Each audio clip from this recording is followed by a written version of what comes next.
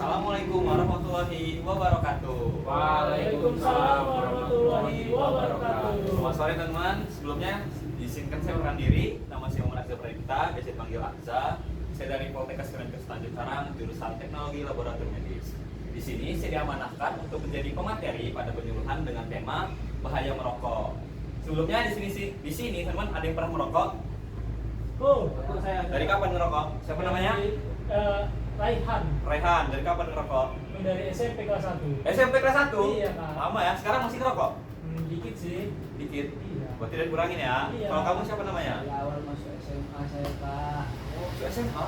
Udah ngerokok? Berarti udah 3 tahun ya kalau sampai sekarang?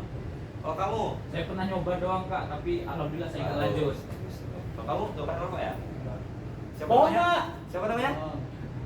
Galang Kak. Oke, Galang. Ini patut ditiru teman-teman. Jadi kalau teman-teman pengen tahu, dalam satu kepulan asap rokok itu mengandung ribuan bahan zat kimia berbahaya, dan beberapa bahan diantara itu penyebab karsiogenik atau penyebab kanker.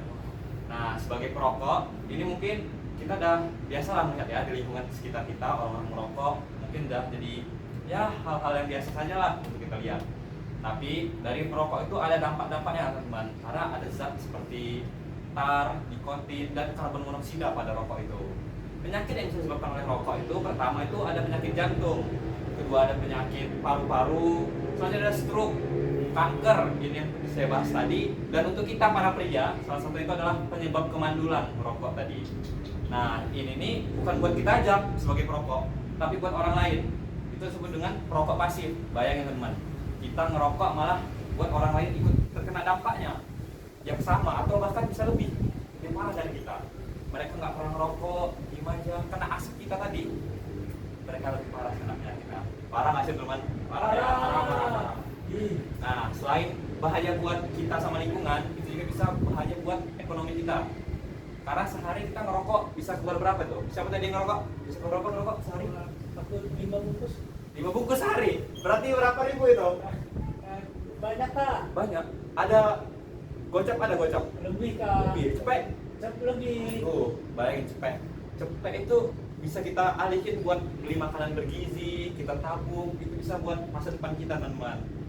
Aduh, astagfirullahaladzim. Ya tapi nggak apa-apa, bisa tolong dikurangi nanti ya.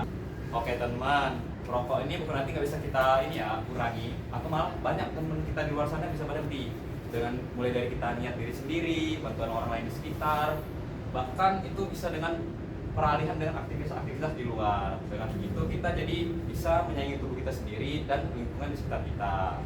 Jadi harapan saya setelah penyuluhan ini dilakukan, teman-teman yang merokok tadi di sini bisa mengurangi atau bahkan bisa berhenti.